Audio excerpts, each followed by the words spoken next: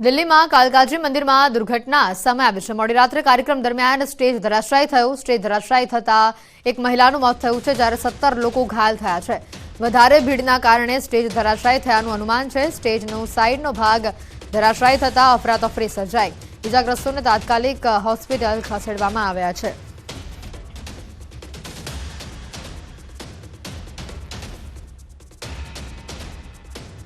સમગ્ર ઘટનાના ફોટોઝ પણ અને વિડીયોઝ પણ સામે આવ્યા છે। વધુ પડતી ભીડના કારણે સ્ટેજનો એક ભાગ નમી ગયો હતો। આ ઘટનામાં એક મહિલાનું મોત થયું છે, જ્યારે 17 લોકો ઘાયલ થયા હોવાની વિગત સામે આવી છે। દિલ્હીથી આ દ્રશ્યો, કાલકાજી મંદિરના આ દ્રશ્યો કે જ્યાં કાર્યક્રમ દરમિયાન સ્ટેજ ધરાશાયી થયો। વધુ પડતી ભીડ હોવાના કારણે સ્ટેજ એક બાજુથી નમી ગયો હતો અને જેના કારણે એક મહિલા મોત થયું હોવાની વિગત સામે આવી છે। ભીડના આ દ્રશ્યો પણ જોઈ શકાય છે। પુષ્કળ સંખ્યામાં ભીડ જોવા મળી રહી છે અને આટલી મોટી સંખ્યામાં લોકો સ્ટેજ ઉપર ઉભા રહેતા સ્ટેજનો એક ભાગ નમી પડ્યો હતો, જેના કારણે આ ઘટના સામે આવી।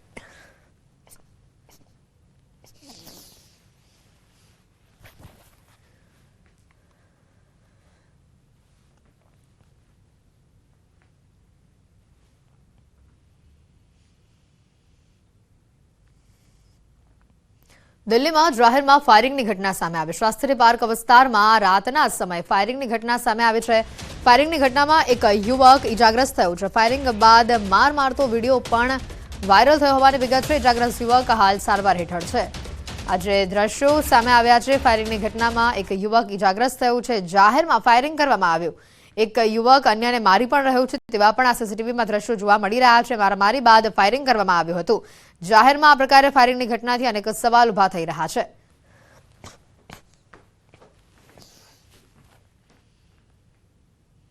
વડોદરાથી સમાચાર આવી રહ્યા છે। વડોદરાના હરણી બોટ દુર્ઘટના કેસમાં તપાસ કરવામાં આવી રહી છે। મુખ્ય સૂત્રધાર પરેશ શાહનો પુત્ર હજી ગિરફ્તથી દૂર હોવાની માહિતી છે। વત્સલ શાહ અગાઉ પણ જુગાર રમતા ઝડપાયો હતો। અગાઉ 2021માં 10 મિત્રો સાથે જુગાર રમતા તેને ઝડપી લેવામાં આવ્યો હતો। કોર્ટે જુગારીઓને 1,000નો દંડ ફટકાર્યો હતો અને જુગારીઓ પાસેથી 75,000 રૂપિયાનો મુદ્દામાલ પણ જપ્ત કરવામાં આવ્યો હતો। વત્સલ શાહનું નામ પણ બોટ દુર્ઘટના કેસમાં સામેલ છે। પંચમહાલના ગોધરામાં ગોડાઉનમાં આગ લાગી છે। શિમલા વિસ્તારમાં લાકડાના ગોડાઉનમાં આગ લાગી છે। ગોડાઉનની બહાર સ્ક્રેપનું કેબિન આગની ઝપેટમાં આવ્યું। ગોડાઉનમાં રાખેલો તમામ જે સામાન છે તે બળીને ખાખ થયો છે। ફાયર વિભાગે આગ પર કાબુ મેળવ્યો।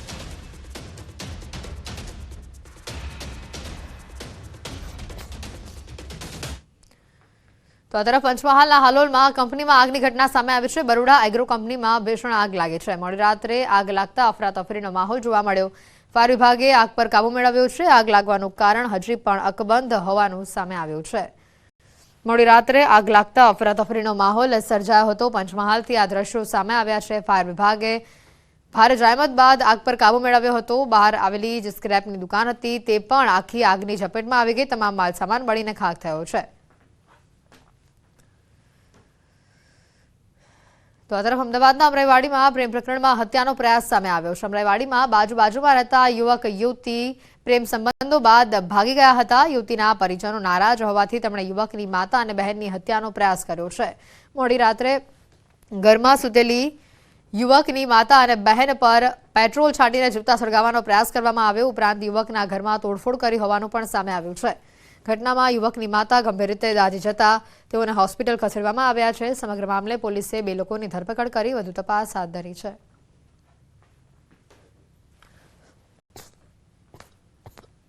છોકરીના ઘરવાળા અને તેના ભાઈ તેમજ તેના કૌટુંબિક ભાઈ જે 3 જણા આવીને જે છોકરા છે એના ઘરે આવીને માથાકૂટ કરે છે, તોડફોડ કરે છે અને જે છોકરાની મધર છે એની ઉપર પેટ્રોલ નાખીને એને સળગાવવાનો પ્રયત્ન કરે છે। અને એ દરમિયાન તેમને જે પેટ્રોલ સળગાઈને દાઝી જતા એમને હોસ્પિટલમાં એડમિટ કરવામાં આવેલા છે। સુરતમાં આવારા તત્વો બેફામ બન્યા છે। 12 જાન્યુઆરીએ બાળકની એક શખ્સે છેડતી કરી હતી, જેનો વિડીયો સોશિયલ મીડિયા પર વાયરલ થયો હતો। બદનામીના ડરથી બાળકીના પિતાએ ઘટનાના 12 દિવસ બાદ પોલીસ ફરિયાદ નોંધાવી હતી। ઘટનાની ગંભીરતાને લઈને પોલીસે નરાધમને પકડવા અલગ અલગ ટીમ બનાવી હતી। 36 કલાકમાં જ પોલીસે રાજસ્થાનના બાંસવાડા ખાતેથી આરોપીને ઝડપી પાડ્યો હતો અને કોર્ટમાં રજૂ કરી 5 દિવસના રિમાન્ડ મેળવ્યા હતા। આ અંગે વિડીયો વાયરલ કરનારા લોકોની પણ પોલીસ દ્વારા તપાસ કરવામાં આવશે. પોલીસે પોક્સોની કલમ સાથે ઓળખ છતી થતા તે બાબતે પણ ગુનો નોંધ્યો છે. એક નાની દીકરી રસ્તેથી પસાર થતી હતી એ દરમિયાન એક ઈસમ આવીને એની છેડતી કરે છે, જે અનુસંધાને આ ગુનો દાખલ થયેલો હતો અને જે ઈસમ હતો છેડતી કરનાર ઈસમ એ મજૂર હતો અને અજાણ્યો ઈસમ તરીકે ફરિયાદ દાખલ થયેલી હતી, એટલે એને શોધવો ઘણો મુશ્કેલ હતો. જૂનાગઢમાં તોડકાંડની એટીએસને તપાસ સોંપવામાં આવી છે. બેંક ખાતા સીઝ કરી ખંડણી માંગવામાં આવતી. સીપીઆઈ તરલ ભટ્ટને સસ્પેન્ડ કરવામાં આવ્યા છે. અગાઉ એસઓજી, પીઆઈ અને એએસઆઈને સસ્પેન્ડ કરાયા હતા. પોલીસ તપાસમાં ચોંકાવનારા ખુલાસા થયા છે. એસઓજી ઓફિસમાંથી 335 એકાઉન્ટ ફ્રીઝ કરાયા હતા. એકાઉન્ટ ફ્રીઝ કર્યા હતા તેને અનફ્રીઝ કરવા માટે ખંડણી માંગતા હતા. સમગ્ર કેસમાં ઇન્ટરનેશનલ કનેક્શન હોવાની પણ શક્યતા છે. સમગ્ર કેસમાં હેકિંગ થયું હોવાની પણ શક્યતા સામે આવી છે. એમાં આંતરરાષ્ટ્રીય કનેક્શન્સ હોવાની સંભાવના જોતા અને બીજી ગંભીર પ્રકારની, જેમ મેં આપને જણાવ્યું એમ હેકિંગની પણ શક્યતા જણાતા આ પ્રકારની તપાસ ગુજરાતમાં એટીએસ જેવી સક્ષમ સંસ્થા જ કરી શકે એમ હોય એમના દ્વારા આ તપાસ એટીએસને સોંપવામાં આવેલ છે. અરવલ્લીના શામળાજીમાં ટ્રક નદીમાં ખાબક્યો હોવાની માહિતી છે. ડીઝલ લઈ જતો ટ્રક મોડી રાત્રે નદીમાં પડ્યો. અકસ્માતમાં ટ્રકમાં સવાર 9 લોકો ઘાયલ થયા છે, જ્યારે 6 લોકોને ગંભીર ઈજા પહોંચી છે. તેઓને હિંમતનગર રિફર કરવામાં આવ્યા છે. પોલીસે સમગ્ર મામલે તપાસ હાથ ધરી છે.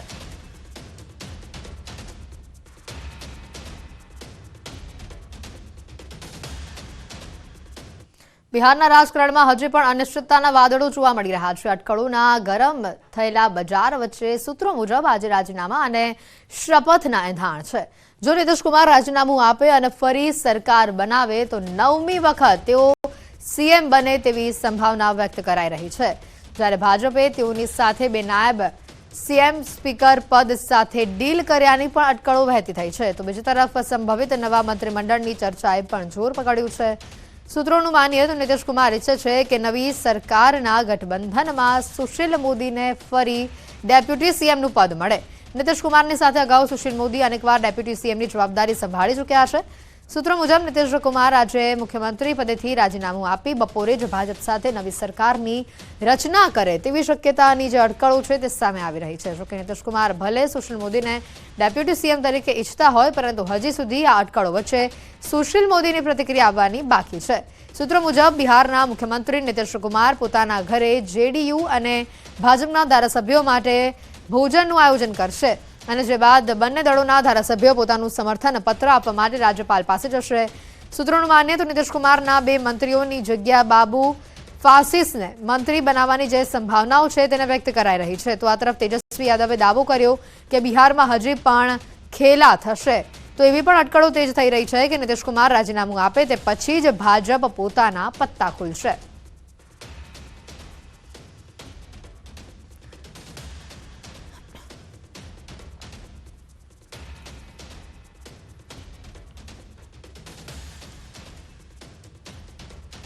ભરૂચમાં લોકસભાની ચૂંટણીનો ગરમાવો જોવા મળી રહ્યો છે. સાંસદ મનસુખ વસાવાનું નિવેદન સામે આવ્યું છે. ભરૂચ બેઠક ઉપર ત્રિપાખીયો જંગ ખેલાશે. ફૈઝલ પટેલના પોસ્ટરો અંગે પ્રતિક્રિયા સામે આવી છે. સ્વર્ગસ્થ અહેમદ પટેલના પુત્રી મુમતાઝ પટેલ અંગે કોંગ્રેસ તરફથી ચાલતી ચર્ચા અને પુત્ર ફૈઝલ પટેલના શહેરમાં લાગેલા પોસ્ટરો અંગે સાંસદે પ્રતિક્રિયા આપી. તેમણે દાવો કર્યો કે ત્રિપાખીયો જંગ પણ જીતશે તો ભાજપ જ. કોંગ્રેસે પણ મુમતાઝ પટેલને અથવા તો ફૈઝલ પટેલને મૂકવાની છે વાત નક્કી છે. તો એના ભાગરૂપે કદાચ એમને પ્રચાર ચાલુ બી કર્યો હોય અને બેનરો પણ લગાડ્યા હોય કે ભરૂચ લોકસભામાં ત્રિપાંખીયો જંગ છે અને ડેડિયાપાડાના ધારાસભ્ય ચૈતર વસાવાની જે ઘટના ઘટી એને લઈને આમ આદમી પાર્ટીએ એને કેટલાક ખોટા મુદ્દા પણ ઉછાળ્યા. એટલે સ્વાભાવિક છે કે ભરૂચ લોકસભા ની સીટનું બધા તરફ ધ્યાન છે. એને એક ઉમેદવાર તરીકે ચૈતર વસાવાને પણ આમ આદમી પાર્ટીએ એને પ્રોજેક્ટ કરી દીધું. એ રીતના કોંગ્રેસમાં પણ અહમદ પટેલ અને સુપુત્રી મુમતાઝ પટેલ, ફૈઝલ સુપુત્ર મુમતાઝ પટેલના નામો ચર્ચાઈ રહ્યા છે. અને એ તો સ્વાભાવિક છે કે દરેક પાર્ટી આ રીતના એના પોતપોતાના ઉમેદવારને પ્રોજેક્ટ કરવા માટે એ પ્રયત્નો કરી રહ્યા હશે. તેથી બંને ભાઈ બહેન છે એટલે પોલિટિકલી કદાચ વિષય મુકતા હશે, પણ બંને ભાઈ બહેન આમને સામને કોઈ દિવસ હોઈ ના શકે. એમનો એ તો પાર્ટીનો આંતરિક મામલો છે. પાર્ટી એમનો જે નિર્ણય કરશે. અમારે તો શું છે, ભરૂચ લોકસભા હું સ્પષ્ટ પહેલેથી જ કહેતો આવ્યો છે, ક્યારેક સમજૂતી આપ સાથે થવાની જ નથી અને ત્રિપાખીય જંગ ભરૂચમાં લડાવવાનો છે. એ તો એમનો રાજકીય વ્યૂહરચના છે. એને કોઈ પણ દિવસ ભાઈ બહેન અને એટલું એવું પરિવાર જે છે અહમદ પટેલના જે સંસ્કારો બંને ભાઈ બહેનમાં છે, એટલે ક્યારેક પણ એ આમને સામને એ નહીં આવે. એ સમય આવશે ત્યારે તે દિવસે એમના પાર્ટીના જે વરિષ્ઠ લોકો જે નિર્ણય કરશે એ પ્રકારે જ થવાનું છે.